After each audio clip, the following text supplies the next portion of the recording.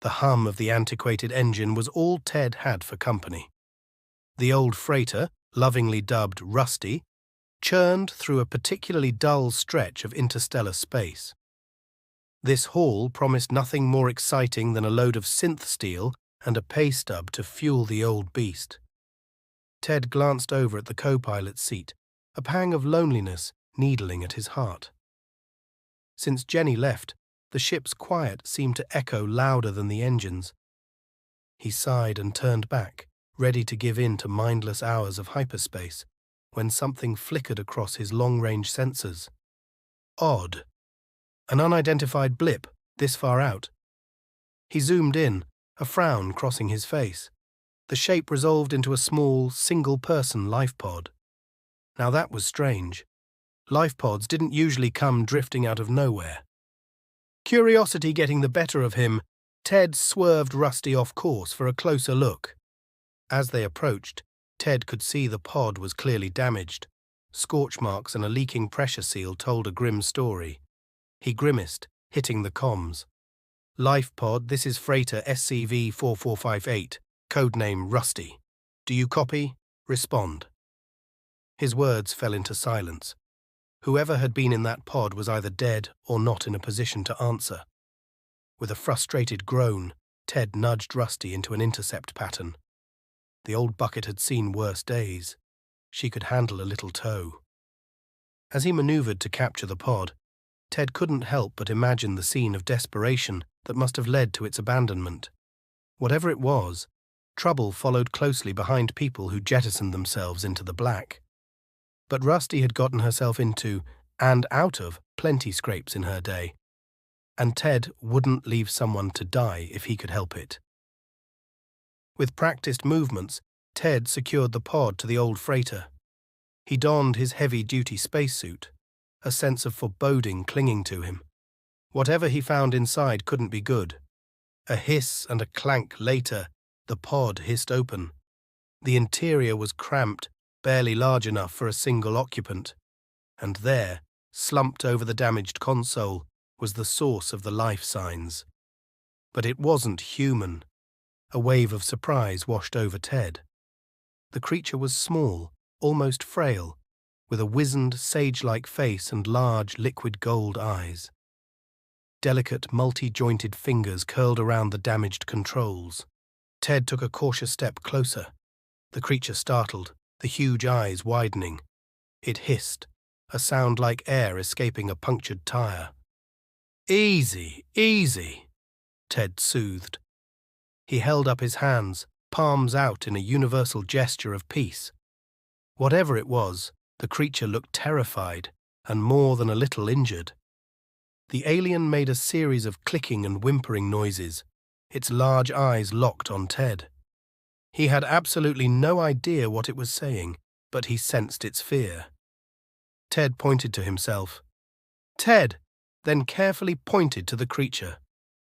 It tilted its head, then repeated a string of chirps and squeaks. Ted guessed that might be its name, or the equivalent. "Okay, he hesitated, then made up a friendly-sounding name on the spot. "Chirpy seems to suit you. I'm going to get you out of here." Gently, he scooped the creature up, startlingly light, and returned to Rusty. Ted strapped Chirpy into the co-pilot's seat, left over from when Jenny used to ride with him. The alien hissed and whimpered, still frightened, but exhaustion began to draw lines across its wrinkled face. Ted returned to the pilot's station and keyed in his original destination. Routine was comforting. He'd figure out what to do with his stowaway later. But as the hyperdrive failed to engage, his sensors blared and a cold chill washed over him. Two sleek, menacing ships warped into existence just behind them. Whatever these guys were, they probably weren't looking to have a friendly chat about the weather. Ted cursed himself for picking up the little alien. Trouble, it seemed, wasn't just trailing Chirpy anymore. It was hot on their heels. He applied his thrusters, praying Rusty's old engines could manage an extra burst of speed. The freighter lurched forward, sluggish and heavy compared to the agile pursuers. "Hang on, Chirpy," Ted muttered, weaving desperately. Rusty wasn't made for combat, but at least she knew a few evasive tricks. Warning lights blinked angrily on the dashboard as he pushed the engines past their limit. Blasts of energy seared past Rusty, and the ship rattled at the near misses. Chirpy let out a string of terrified squeaks, clutching the seat tighter. Ted felt a surge of protectiveness. He wasn't about to let these bullies blast a helpless creature out of existence. His gaze fell on his worn comm system. One last, desperate gamble. He keyed in the universal distress code, his voice tight as he spoke into the comms. "This is freighter SCV-4458, code-named Rusty. Under attack by unidentified vessels. I am requesting immediate assistance. I have an injured civilian on board." Hoping beyond hope that someone was within earshot, he swiveled the ship hard, narrowly avoiding another blast. Rusty shuddered and groaned in protest. Ted could almost smell the engines starting to burn out. Chirpy shrieked suddenly, pointing out the viewport. One of the sleek pursuers began to peel off, breaking formation and circling to block their escape vector. "No, no, no!" Ted pounded the worn console in frustration. Were they going to be cut off before help arrived? If it even did. A flicker caught his eye then. One of his cargo manifests was flashing red. He hadn't bothered updating Rusty's inventory logs for years, not when the same old cargo was all he ever hauled. But the flashing red was insistent. "Synth steel," Ted muttered. Jenny always handled the manifests. He remembered her once, long ago, pointing out a line in the emergency protocol. "High-grade synth steel can be used as rudimentary projectile armor in a pinch." It was a long shot, and he had no idea how to even fire it out of a Rusty freighter. But right now, it was the only shot he had. Ted took a deep, steadying breath and turned sharply, cutting the hyperdrive.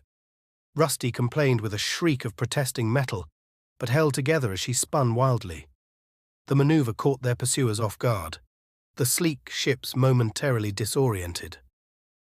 "Hang tight, Rusty," Ted muttered, and keyed into the cargo controls with shaking hands. Luck, if he had any, was on his side. Ted located the old weapons deployment bay, unused in years. A blast door groaned open, revealing a system meant for lobbing cargo pods. Not exactly a cannon, but it would have to do.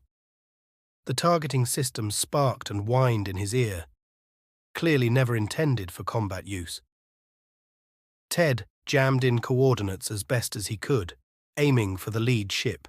He prayed whatever Jenny taught him about physics all those years back would stick. Chirpy was pressed back against its seat, eyes wide with a mix of terror and awe as it watched Ted struggle with the controls. With a final grunt, Ted hit the launch button. A crate of synth steel shot out.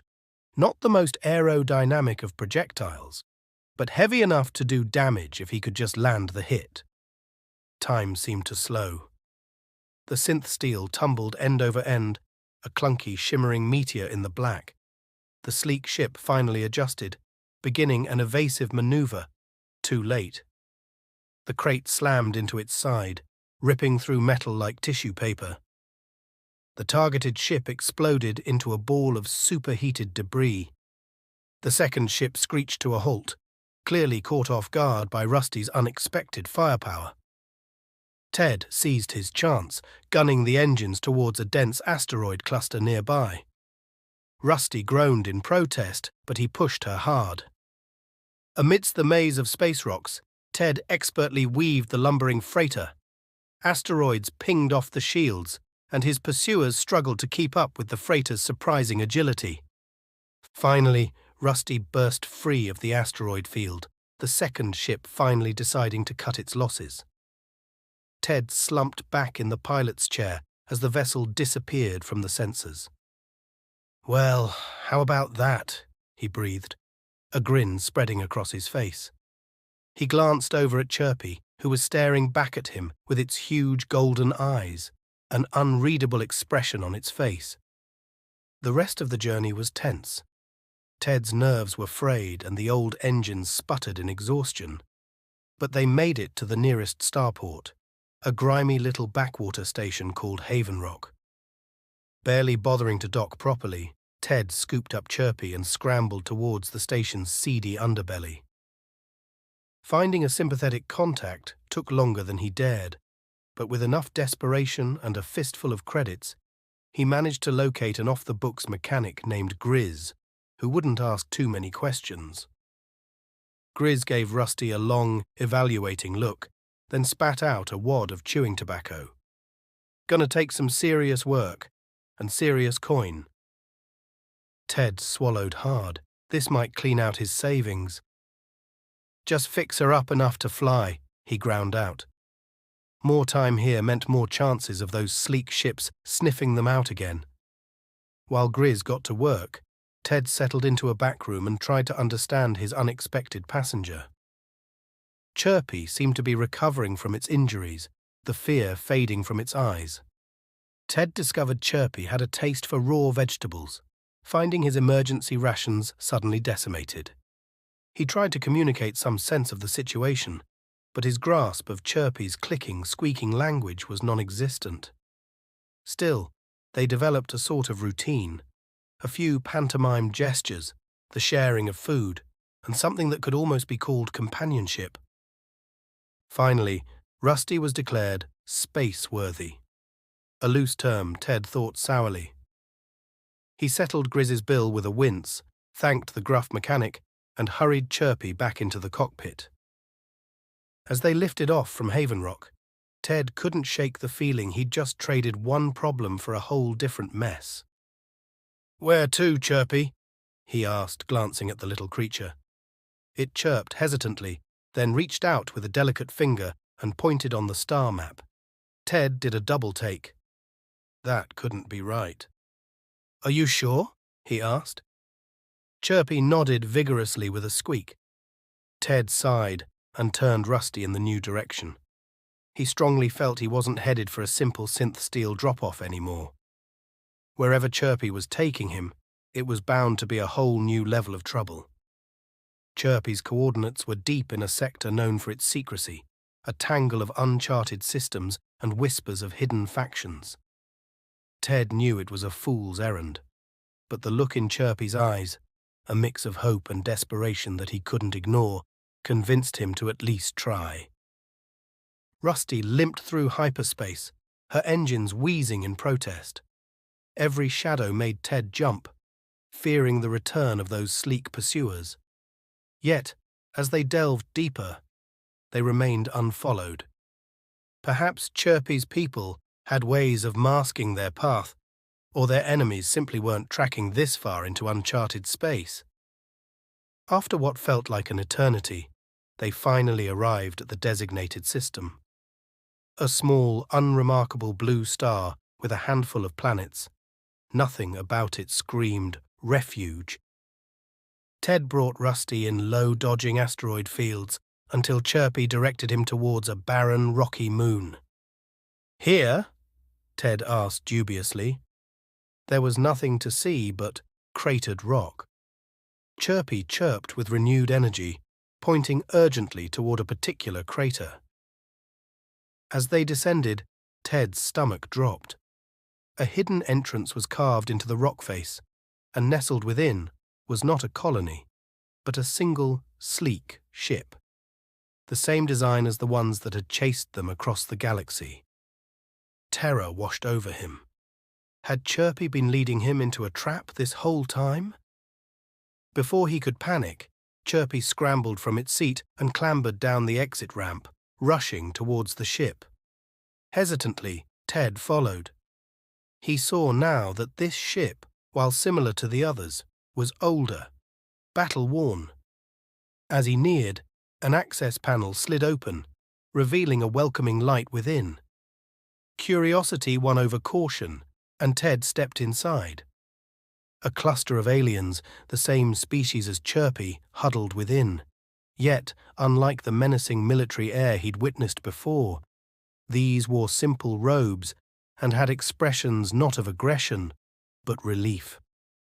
Chirpy jubilantly launched towards them, a cacophony of happy clicks filling the comms.